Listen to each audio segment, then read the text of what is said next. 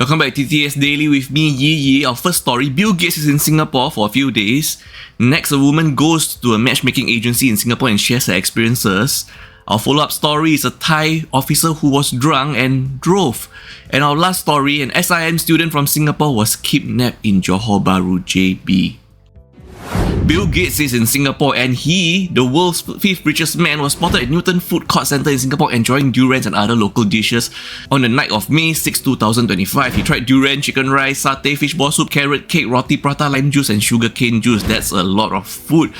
I've always considered Bill Gates as the world's #1 richest man. Reading him here as the 5th richest man in the world is kind of weird because during my timeline, he was like the world's richest man for an extended period of time, like forever, you know. So now I always think of him, if Elon Musk is #1, Bill Gates should be #2, and reading him as #5 is kind of like a Mandela effect for me, I guess.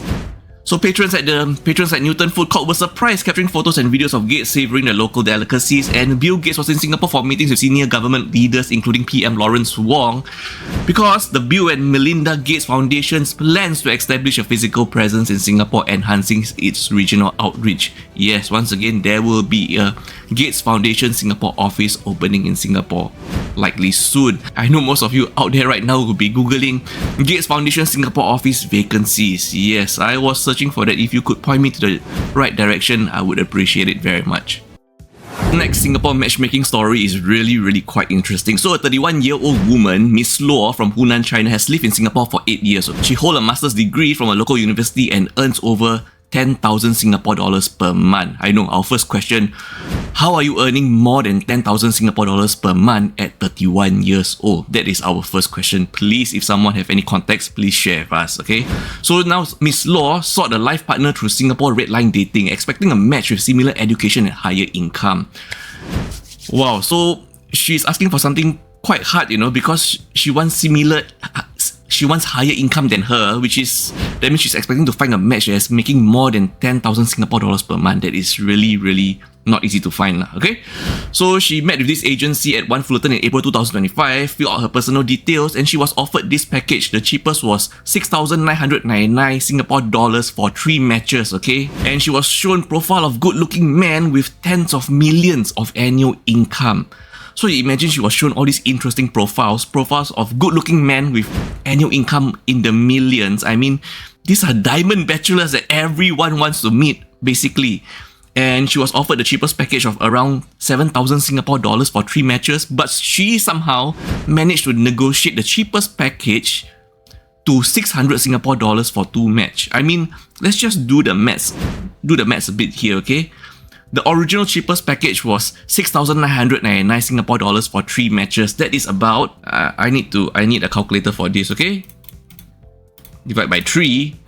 That is an average of 2,333 Singapore dollars per match. But she has negotiated down to 600 Singapore dollars for 2 match. So she negotiated 2,333 Singapore dollars average per match to 300 Singapore dollars per match. And she paid cash on the spot, didn't get any receipt or signed agreement. But yeah, you know, I'm just saying, you see all these really high profile, high net worth people of men, good looking, annual income in the millions, and the cheapest package was close to 7,000 Singapore dollars. You know, the average was around 2,000 Singapore dollars per match, but you negotiate the average match to 300 Singapore dollars per match. I mean, once again, these are diamond bachelors that every single lady would love to meet, to network with, to get to know with.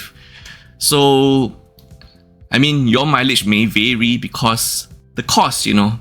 So, the agency then introduced men via WeChat to Miss Law who didn't meet her criteria. Most of them were only diploma educated, earning tens of thousands annually, not to her liking in appearance. I mean, yeah, because obviously she was shown those good-looking men with annual income of millions, and now she's getting only diploma educated and tens of thousands annually. First of all, okay, those high net worth profile that she was shown, yeah, whether she should be introduced to them or not when she's paying a much cheaper package, you know, is one thing to talk about. And the agency refused to introduce other matches and insisted she met the provided man. I mean, is this a case of like, what you pay is what you get? So Miss Law declined to meet them due to unmet expectations. She requested a refund but was pressured to meet those unsuitable matches. And she said that the agency staff displayed poor attitude, personally attacked her, and claimed they had plenty of women like her. After threatening police action, staff agreed to process a refund but failed to do so. So Ms. Law has now filed a complaint with CASE, Consumers Association of Singapore. She shared her experience online, discovering others with similar issues. One man paid 3,000 Singapore dollars but couldn't schedule meetings with introduced women. Another woman paid 7,500 Singapore dollars, reduced from 36,000 Singapore dollars for 4 matches, but found no proof the men were single, refused to meet them, and also filed a case complaint. Case received 2 complaints against Singapore Red Line dating from January 1st to April 30th, 2025. Complaints involve pressure to purchase packages and failure to provide suitable matches. Case is now assisting with affected customers. And the agency, Singapore Red Line Dating, claims to be a professional matchmaking team from Hong Kong with over 10 years of experience, having helped over 4,000 singles find matches. Be careful in your matchmaking adventures, your mileage may vary. This happened on May 5th, 2025 when a police pickup allegedly driven by a drunk officer crashed into a sidecar motorcycle, injuring the driver. This happened in Cha Cheong Sao, Thailand, and the victim was Suripa, 48 years old, and she was just reversing her sidecar motorcycle from her home into the left lane when the officer, Police Captain Succeed, crashed into her sidecar motorcycle. He then fled the scene without assisting the victim and was later apprehended. And the alcohol test showed that he had 79 mg alcohol in the system, exceeding legal limit. CCTV footage of the crash went viral on Thai social media, sparking widespread criticism of the officer's irresponsibility. Succeed has been apprehended, and a special committee is investigating his actions with results pending. Succeed also visited the victim, Suripa, in the hospital, offering 20,000 baht as initial compensation. Further compensation to be discussed post-discharge.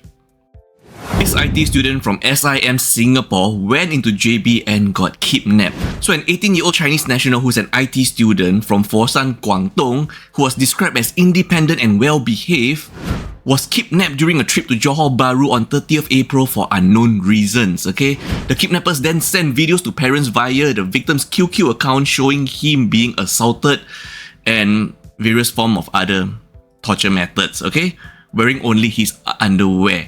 And the assault included kicking, pouring water over tape mouth, and forcing the victim to call for help.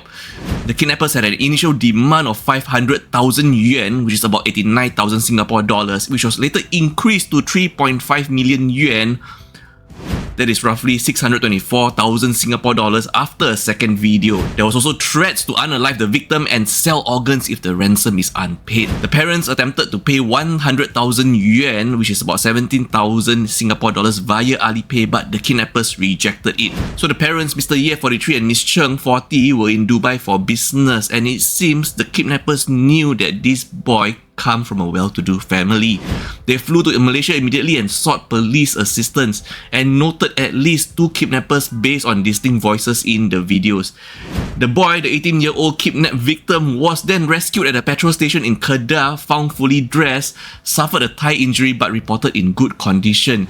He was taken to Baling Police Station and statement recorded by Kuala Lumpur Serious Crimes Unit. A suspect, a 23-year-old Chinese national, was arrested at Penang International Airport on 2nd May, and he claimed he was unaware of the kidnapping and was manipulated by a caller posing as Chinese police, and allegedly filmed these videos in Kuala Lumpur Hotel and Kedah Oil Palm Plantation for an anti-fraud video directed remotely. He denied any involvement in ransom extortion and claims the videos were sent to the caller after filming. Malaysian police acted swiftly, rescuing victim and arresting suspect within 48 hours. Investigations are ongoing with victim taken to relevant locations for further enquiries. Wow, that was a lot to take in. First of all, it is also reported that the victim and his parents have now since returned to China.